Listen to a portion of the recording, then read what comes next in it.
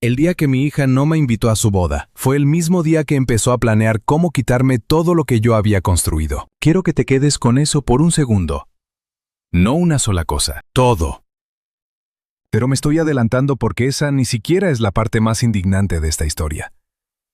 La parte más indignante, la que todavía hace que apriete mi taza de café con demasiada fuerza, es que casi no lo vi venir. Mi nombre es Mateo Paredes, tengo 67 años. Vivo en un modesto apartamento en la Avenida del Mar en Cartagena, un lugar al que me mudé después de que mi esposa falleciera, porque la casa grande se sentía demasiado vacía. Pero la joya de la corona de la obra de mi vida era una finca frente al mar de $2,6 millones, un par de kilómetros más allá, en Punta Canoa. La compré en 1991, por lo que la gente de hoy llamaría un precio milagroso. Y es donde Valeria creció. Construí mi vida aquí. Lo hice solo después de que mi esposa Carmen falleciera. Crié a Valeria solo, le di de comer solo. Fui a cada obra de teatro escolar, a cada reunión de padres y maestros, a cada pequeña cosa, completamente solo. Y quiero ser claro en algo. No digo esto para dar lástima.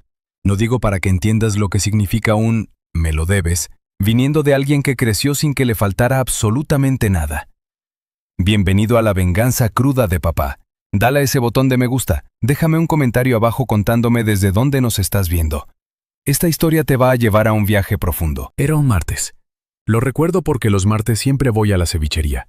Estaba sentado en mi lugar de siempre en la última mesa con la ventana dándole la cara al mar, devorando un cóctel de camarones sobre la sección de deportes del periódico, cuando la pantalla de mi teléfono se iluminó. No era una llamada ni un mensaje de Valeria. Era una notificación de Facebook. Valeria Ana Paredes ahora es Valeria Ana Paredes de Castro. Dejé mi tenedor a un lado. Tomé el teléfono y me quedé mirando esa notificación de la misma manera en que miras un accidente de tránsito. No quieres mirar, pero tu cerebro aún no ha logrado alcanzar a tus ojos. Toqué la pantalla.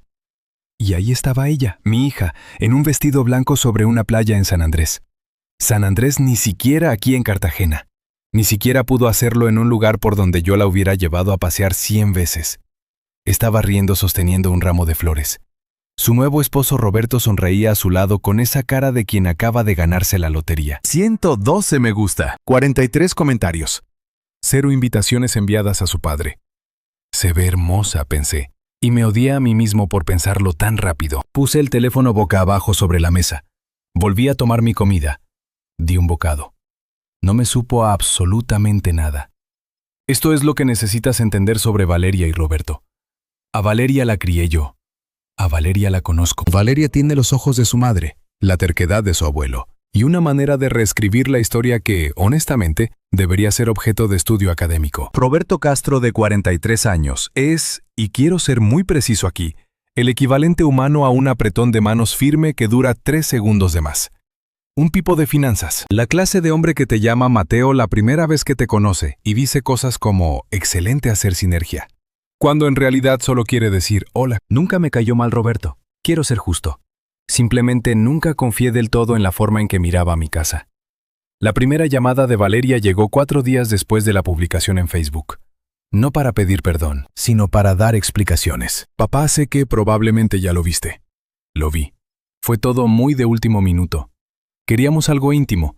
Había 112 personas en las fotos, Valeria. Silencio. Fue... Mira, es complicado. La familia de Roberto es muy grande. Y, ¿sabes qué? Le dije, no voy a hacer esto ahora mismo. Papá, felicidades de verdad. Te veías hermosa. Y colgué. No le des la satisfacción de escucharte quebrar. Salí al balcón de mi apartamento en la Avenida del Mar y me quedé ahí viendo un velero cortar el agua de la bahía. Y me obligué a respirar como un ser humano normal, hasta que de hecho me sentí como uno.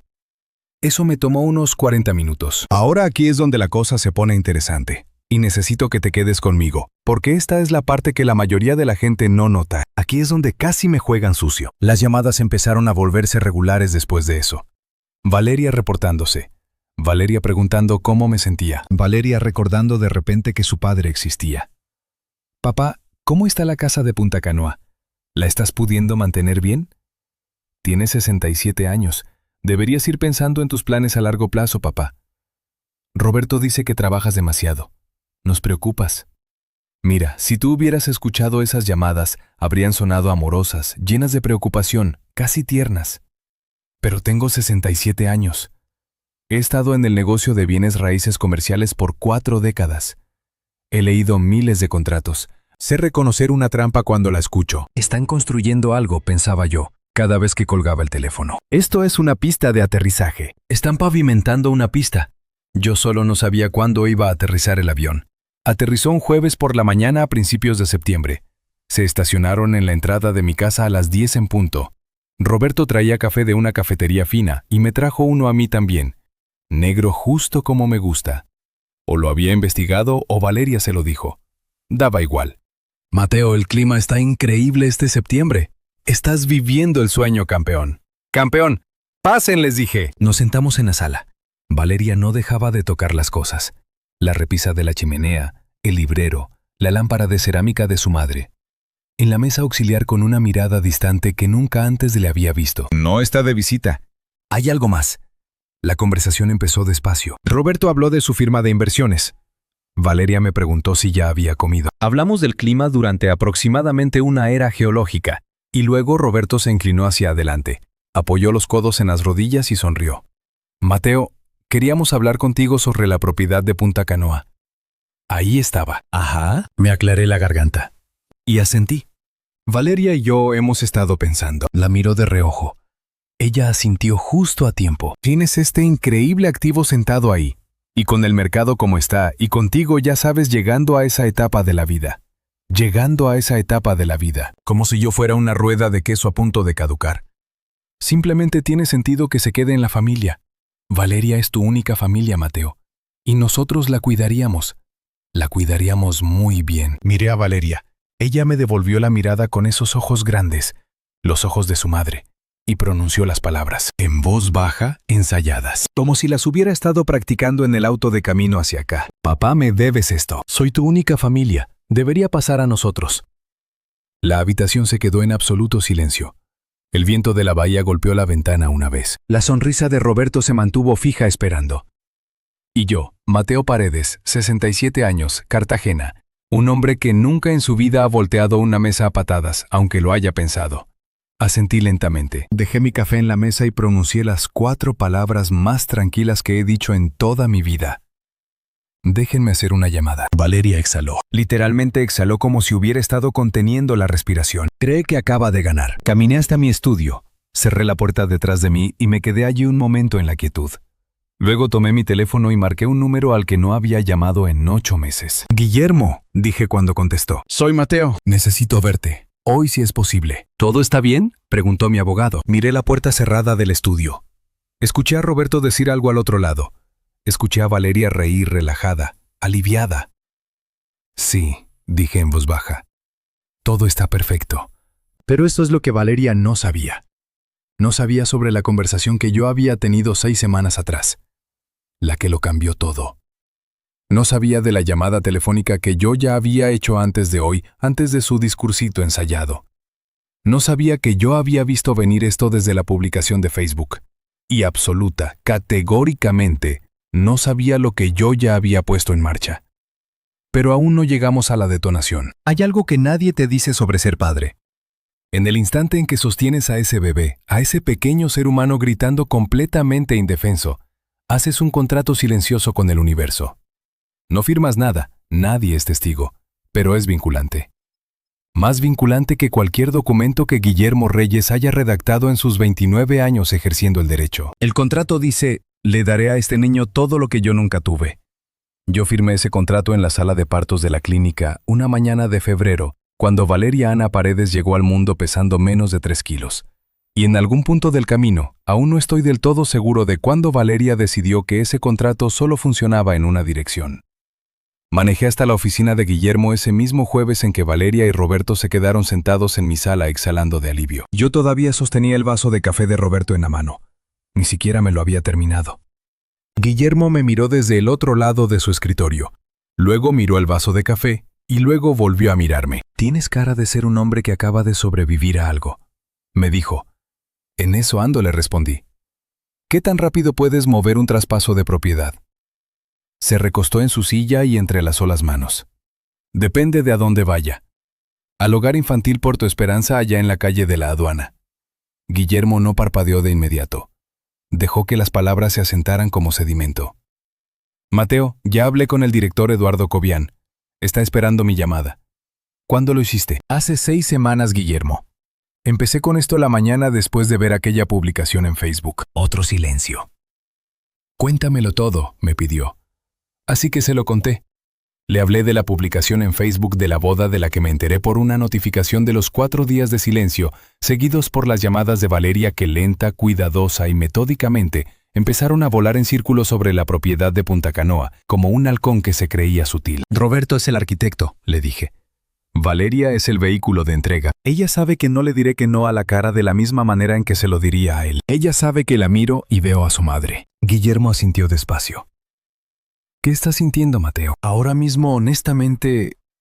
Lo pensé un momento. Cansancio, le dije.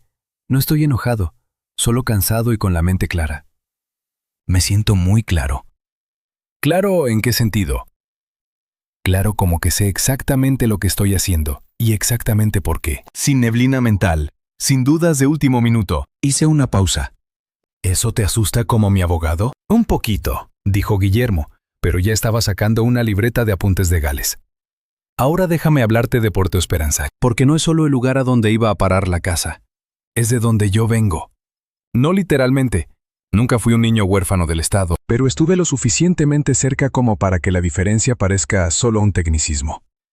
Mi padre Francisco Paredes trabajó en los muelles de Barranquilla toda su vida. Un buen hombre, un hombre callado. Murió de un infarto a los 51 años, cuando yo tenía 19, dejándonos una casa de 2 habitaciones con goteras en el techo, un viejo Ford del 74 que a duras penas encendía, y aproximadamente el equivalente a $400 en una lata de café debajo del lavaplatos. Mi madre Inés Paredes hizo todo lo humanamente posible, lo cual cuando eres una viuda de luto a principios de los 80 con un hijo de 19 años y deudas a las que no les importaba tu dolor. Su mayor esfuerzo era muchísimo. Ella limpiaba casas en los barrios ricos. Yo trabajaba en la construcción. Comíamos mucha sopa de lentejas y arroz, porque es barato y te llena el estómago, y nadie te juzga por sobrevivir a punta de eso. Yo solía pasar en el auto frente a Puerto Esperanza camino a las obras de construcción. Una casona colonial enorme en la calle de la aduana. Niños jugando en el patio detrás de una cerca de malla de alambre. Yo miraba a esos niños y pensaba, ellos no tienen lo que yo tengo. Incluso con todo lo que a mí me falta, tengo más que ellos. Me aclaré la garganta. Ese pensamiento nunca me abandonó. En 1994, el año en que cerré el trato de la propiedad de Punta Canoa, le hice a Puerto Esperanza un cheque por $3,000, anónimo. Me senté en mi camioneta afuera de la oficina de correos en el centro y pensé en la lata de café de mi madre con esos $400. Y pensé, 3,000 es algo. 3,000 podrían hacer la diferencia para alguien. Se convirtió en una tradición anual. Las cantidades cambiaron a medida que mi situación cambiaba. Para el 2010 ya donaba 40,000 al año, siempre anónimo. Carmen lo sabía. Dios, ella era la que me lo recordaba cada mes de diciembre. Pero nadie más lo sabía. Ni siquiera Valeria. Especialmente Valeria no. Porque no lo hacía para que me admiraran. Lo hacía porque le debía una deuda al universo por haberme permitido sobrevivir a mis 20s con mi dignidad intacta. Y los pagos anónimos eran la única forma honesta de pagarla. Eduardo Cobian tiene 61 años. Ha sido el director de Puerto Esperanza durante 22 años. Tiene el apretón de manos de un hombre que cree firmemente en cada palabra que dice. Y los ojos de alguien que ha visto a demasiados niños cumplir la mayoría de edad y ser expulsados del sistema sin tener a dónde ir. Mantiene su oficina austera. Un escritorio, 2 sillas, un tablero de corcho cubierto de dibujos que los niños le han dejado a lo largo de los años. Yo lo había llamado 6 semanas antes, un miércoles por la mañana, a finales de agosto, sentado en mi balcón viendo la niebla disiparse sobre la bahía. Le dije, voy a donar la propiedad de Punta Canoa entera, junto con un fondo de dotación lo suficiente para administrar un programa residencial para los muchachos que salen del sistema de acogida, para darles un verdadero lugar donde aterrizar. El silencio del lado de Eduardo duró mucho tiempo, lo suficiente como para que yo revisara la pantalla del teléfono para asegurarme de que la llamada no se hubiera cortado. Mateo, dijo finalmente, y su voz había cambiado a un tono que no supe cómo categorizar. ¿Entiendes lo que eso significaría para estos muchachos? Creo que sí le respondí. No, me dijo en voz baja. No creo que lo entiendas, no por completo, pero lo harás. De vuelta en oficina de Guillermo le expuse todo el plan.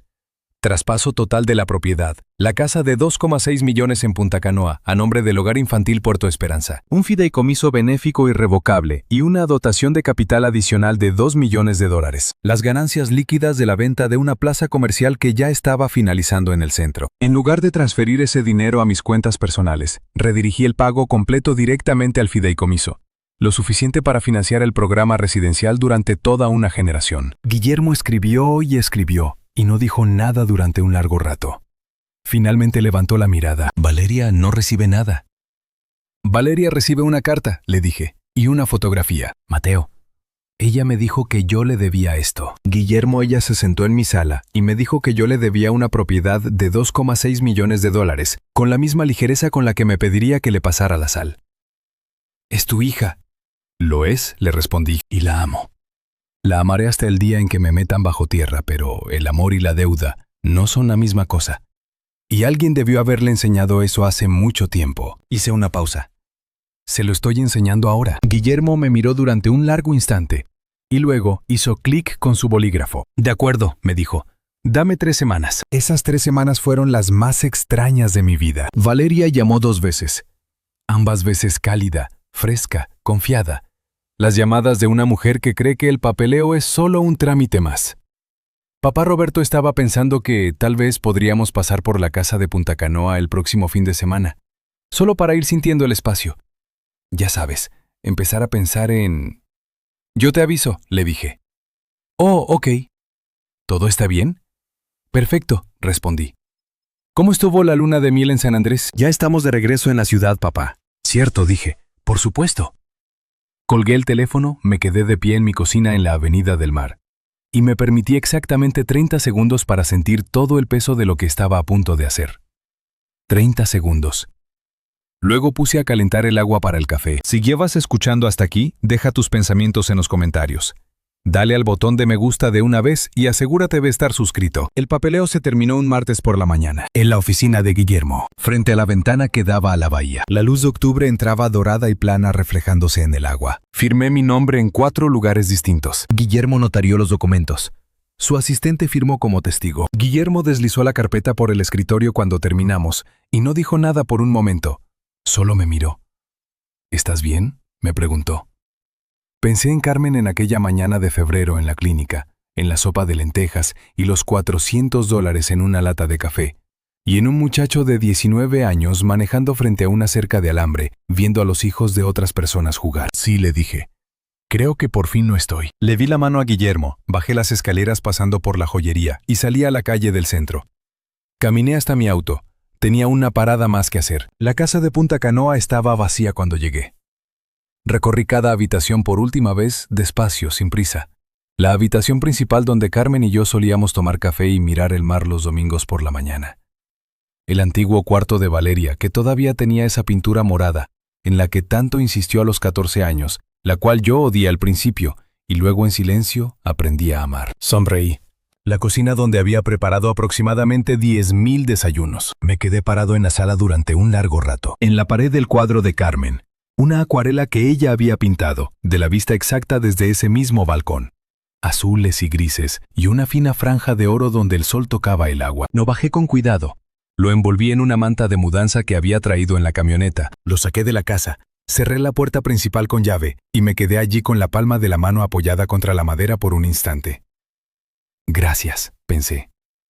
No a nadie en específico, solo hacia afuera, hacia el aire. Luego caminé hasta mi camioneta. Puse la pintura de Carmen en el asiento trasero y me alejé manejando sin mirar por el espejo retrovisor. Valeria llamó a la mañana siguiente, alegre, casual como una mujer que no tiene idea de que el suelo bajo sus pies ya se ha movido. Hola papá, oye, Roberto se preguntaba si Guillermo ya había redactado algún documento, porque queremos asegurarnos de estar listos para llamar. A Guillermo la interrumpí. ¿Qué? Llama a la oficina de Guillermo. Ya tiene el papeleo listo. Los quiere a ti y a Roberto en mi casa este viernes por la mañana para revisar todo. Una pausa. Algo en mi voz. Ella lo captó finalmente. Papá, ¿todo está bien? Miré la pintura de Carmen, ahora colgada sobre la chimenea en mi apartamento en la Avenida del Mar. Todo está exactamente como se supone que debe estar, le dije. Lo que les pasó a Valeria y a Roberto Castro en las siguientes 72 horas fue el tipo de devastación que no sana limpiamente, el tipo de golpe que deja una marca, la clase de cosa que, si eres honesto contigo mismo, a las 2 de la madrugada, con las luces apagadas, sabes que te buscaste tú solito. Lo sé porque lo vi suceder cada maldito segundo. Guillermo había llegado a mi casa a las 9:30 de la mañana, el viernes, con una sola carpeta de Manila en la mano. Se sentó en mi balcón bebiendo café negro, esperando. A las 10 en punto llegaron. Roberto bajó primero usando su saco casual de lino y una sonrisa engreída y victoriosa. Valeria lo siguió sosteniendo un portafolio de cuero de diseñador para guardar las escrituras. Creían que estaban caminando hacia una firma de documentos. No tenían idea de que estaban caminando hacia una ejecución. Mateo. Guillermo. Saludó Roberto pisando el balcón con la palma de la mano abierta. Me alegra que hayamos podido resolver esto tan rápido. Guillermo no le dio la mano. Simplemente deslizó la carpeta de Manila por la mesa del balcón. «Ábrela, Roberto», dijo Guillermo. Su voz era tan plana y fría como el océano en un día muerto. La sonrisa de Roberto flaqueó solo una fracción. Tomó la carpeta, la abrió y empezó a leer. Vi cómo sus ojos escaneaban la primera página, luego la segunda. Vi cómo el color desaparecía de su rostro tan rápido que pareció un golpe físico.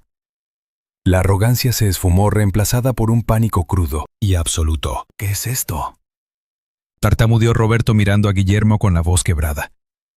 «Esto dice Hogar Infantil Puerto Esperanza, fideicomiso benéfico irrevocable». «¿Qué demonios es esto, Mateo?». Valeria le arrebató los papeles de las manos, sus ojos moviéndose frenéticamente por el texto. «Papá, ¿qué hiciste? ¿Dónde está el traspaso a nosotros?».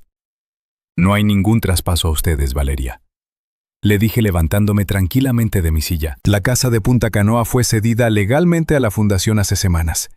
Está terminado, registrado en la notaría, y es completa y absolutamente irreversible. «¡No puedes hacer esto!», gritó Roberto, su compostura profesional haciéndose pedazos por completo. «Teníamos un acuerdo. Podemos impugnar esto bajo los términos de...». «No hay términos que valgan, Roberto», lo interrumpí señalando hacia la puerta principal. «Ahora adentro los dos.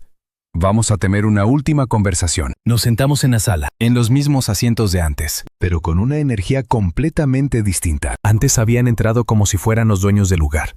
Ahora estaban sentados como personas que esperan a que un médico regrese con resultados fatales.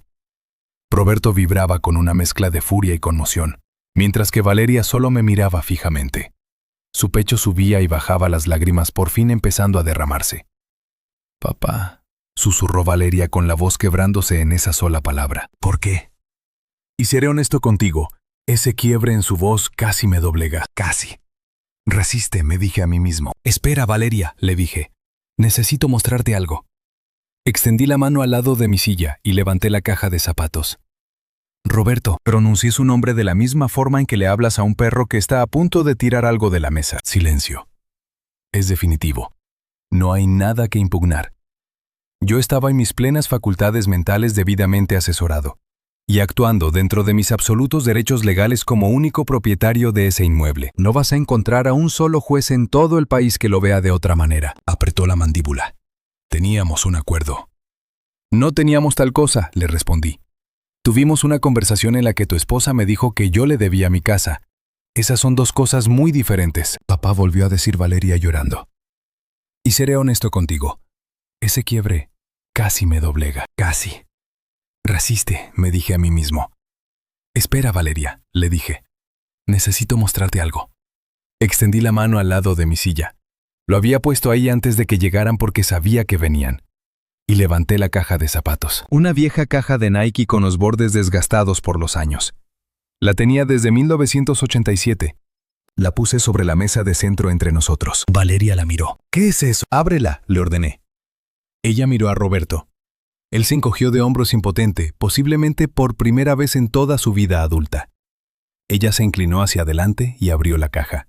Adentro había una fotografía, un fajo de recibos sujetados con una liga elástica, un artículo doblado del periódico local de 1994 y un sobre con su nombre. Tomó la fotografía primero. Era yo a los 19 años, de pie, afuera de una obra en construcción en Barranquilla. Sé que era temporada de lluvias porque se puede ver el barro en mis botas. Llevaba una chaqueta que no abrigaba lo suficiente, sostenía un casco de obra y entrecerraba los ojos hacia la cámara. Me veía cansado, con ese cansancio específico de los hombres jóvenes cuando cargan con más de lo que deberían. Valeria se quedó mirándola. No tenía nada en ese entonces, le dije en voz baja. Tu abuelo acababa de morir. Teníamos el equivalente a $400, un techo con goteras y un cacharro que encendía el 60% de las veces. Yo trabajaba en la construcción 6 días a la semana. Tu abuela limpiaba casas en los barrios de los ricos. Ella seguía mirando la foto. Yo manejaba frente a Puerto Esperanza todos los santos días de camino al trabajo. Todos los días, Valeria miraba a esos niños detrás de esa cerca y pensaba que aún quebrado, aún exhausto, aún sin tener nada, yo tenía más que ellos. Y que algún día, cuando tuviera algo real en las manos, iba a hacer algo al respecto. Señalé los recibos con la cabeza. Esas son todas las donaciones que le hice a Puerto Esperanza. Desde 1994, 30 años. Valeria quitó lentamente la liga elástica del fajo, miró el primer recibo y luego el siguiente. Sus manos se habían quedado muy quietas. Roberto miró por encima del hombro de ella y vi cómo su rostro hacía un gesto complicado. Papá, susurró Valeria. Estos son 30 años, repetí, anónimos cada año. Porque no lo hice para que me dieran las gracias. Lo hice porque era una deuda que tenía con algo mucho más grande que yo mismo. Me incliné hacia adelante apoyando los codos en las rodillas, mirando directamente a mi hija. Excluiste a tu padre de tu boda, Valeria. Y luego apareciste días después con un café como soborno para venir a cobrar el trabajo de toda mi vida, simplemente porque creías que tenías derecho a ello. Mi voz se mantuvo perfectamente nivelada. Te he amado desde el día en que naciste, pero el amor no es una deuda, y yo no soy un banco. El día que trataste la memoria de tu madre como una transacción inmobiliaria, fue el día en que mi mente se aclaró. La habitación se quedó en absoluto silencio. Roberto, para su crédito, o tal vez para su vergüenza, no dijo nada. Hay un sobre ahí adentro con tu nombre, le dije a Valeria. Tómalo. Ella metió una mano temblorosa y sacó el sobre. Lo abrió. Adentro había una fotografía y una nota escrita a mano. La fotografía era del edificio de Puerto Esperanza en la calle de la Aduana, tomada la semana anterior. En la parte de enfrente estaban instalando un letrero nuevo. Yo estuve ahí cuando lo colocaron. Centro Delegado Puerto Esperanza, para cada niño que necesitó que le abrieran una puerta. Y debajo de eso, en letras más pequeñas, en memoria de Carmen Paredes, donado por Mateo Paredes. Cartagena. Valeria hizo un sonido que nunca antes la había escuchado. Algo entre un jadeo y un sollozo que se tragó de inmediato. Desdobló la nota. Yo sabía lo que decía. La había escrito en la mesa de mi cocina a las 6 de la mañana de un martes. La había reescrito 4 veces y luego redacté la versión final de una sola vez sin detenerme. Decía Valeria, tu madre habría amado a esos niños. Los habría invitado a todos a tomar sopa a la casa y se habría aprendido cada uno de sus nombres. Así era ella. Le puse su nombre al centro porque se lo ganó. Tú sabes por qué se lo ganó. No te odio. Nunca podría hacerlo. Pero no permitiré que me vengan a cobrar. No soy un activo financiero. Soy tu padre. Cuando estés lista para entender la diferencia, estaré en mi balcón. Papá. Roberto lo intentó una vez más. Le concedo eso. El hombre es persistente. Mateo. Mira. Aún podemos arreglar algo aquí. Hay vías legales que... Roberto la interrumpí poniéndome de pie. Voy a decir esto una sola vez con la mayor claridad posible. Lo miré directamente a los ojos. Tengo 67 años. Construí todo lo que poseo a partir de un sueldo miserable y un techo con goteras. He olvidado más sobre derecho inmobiliario de lo que tú has aprendido en tu vida. Tengo un abogado con 30 años de trabajo blindado respaldándolo. Y tomé esta decisión mucho antes de que siquiera pusieras un pie en mi casa con ese café. Caminé hacia la puerta principal y la abrí. No hay nada que arreglar. No hay vías legales. Se acabó. Roberto miró a Valeria. Valeria estaba mirando la fotografía del letrero de Puerto Esperanza. Se levantó despacio, dobló la nota y se la guardó en el bolsillo. Tomó la vieja foto de mí a los 19 años en el barro de la construcción. ¿Me puedo quedar con esto?, preguntó en voz muy baja. Sí, le dije. Ella pasó por mi lado y cruzó la puerta principal sin decir una palabra más. Roberto se arregló la chaqueta. Me miró con una expresión que no pude descifrar del todo. Algo entre la furia y algo que tal vez en unos 10 años podría convertirse en respeto. Y salió. Cerré la puerta. Me quedé en el pasillo por un momento. Y luego volví a entrar. Levanté la vista hacia la acuarela de Carmen sobre la chimenea, la que traje de la casa de Punta Canoa con sus azules y grises y esa fina franja de oro donde el sol tocaba el agua. Lo hicimos bien, le dije, en silencio, de la forma en que le hablas a las personas que ya no pueden responderte, pero que de alguna manera aún te escuchan. Lo hicimos muy bien. 3 semanas después manejé por la calle de la aduana un martes por la mañana. El centro delegado Puerto Esperanza estaba abierto. Pintura nueva, letrero nuevo. La cerca de malla de alambre del frente había sido reemplazada por una cerca de madera de verdad pintada de blanco. Sugerencia de Valeria, de hecho. Ella había llamado a Eduardo Cobian directamente, de lo cual me enteré después y lo cual rompió algo dentro de mí, que todavía estoy tratando de procesar. Había muchachos en el patio adolescentes, en su mayoría de 17 o 18 años, a los que el sistema llama fuera de edad, que es la frase burocrática más cruel de nuestro idioma. Como si la infancia fuera una suscripción que simplemente caduca. Me estacioné al otro lado de la calle y me quedé ahí sentado con mi café. Un muchacho alto, tal vez de 17 años, usando una sudadera que le quedaba 2 tallas más grande, estaba sentado en los escalones de la entrada leyendo un libro. Levantó la vista por un segundo y me sorprendió mirándolo. Levanté mi vaso de café. Él asintió y volvió a su libro. Eso es, pensé. De eso se trataba todo. Todavía vivo en la Avenida del Mar. Todavía voy a la cevichería los martes. Cartagena en la temporada de lluvias es tranquila, fresca y perfecta a su manera. Y he decidido que yo también soy finalmente completo y perfecto a mi manera. Valeria llamó el mes pasado. No por propiedades ni por activos ni por cronogramas de trámites. Llamó para decirme que se había ofrecido como voluntaria en Puerto Esperanza. Me dijo que una de las niñas de ahí le recordaba a ella misma a los 17 años. Lo dijo en voz baja como una confesión. Le respondí. A tu madre le habría encantado eso, Valeria. Se quedó en silencio por un momento. Lo sé, papá, me dijo. Sé que le habría encantado. Roberto, según me cuentan, ha pasado a buscar otras inversiones. ¡Qué bueno! Esto es lo que quiero que te lleves de esta historia. No gané porque le quité algo a Valeria. Gané porque dejé de permitir que ella me quitara algo a mí. Hay una diferencia entre un padre y un banco, entre el amor y la deuda, entre un legado y una transacción comercial. Soy Mateo Paredes, tengo 67 años, crecí sin nada, construí algo y se lo entregué a unos muchachos que me recuerdan cómo se ve realmente no tener nada. Si disfrutaste de esta historia, dale a ese botón de me gusta, suscríbete y déjame un comentario abajo. Cuéntame desde dónde nos estás viendo. Te veré en la próxima.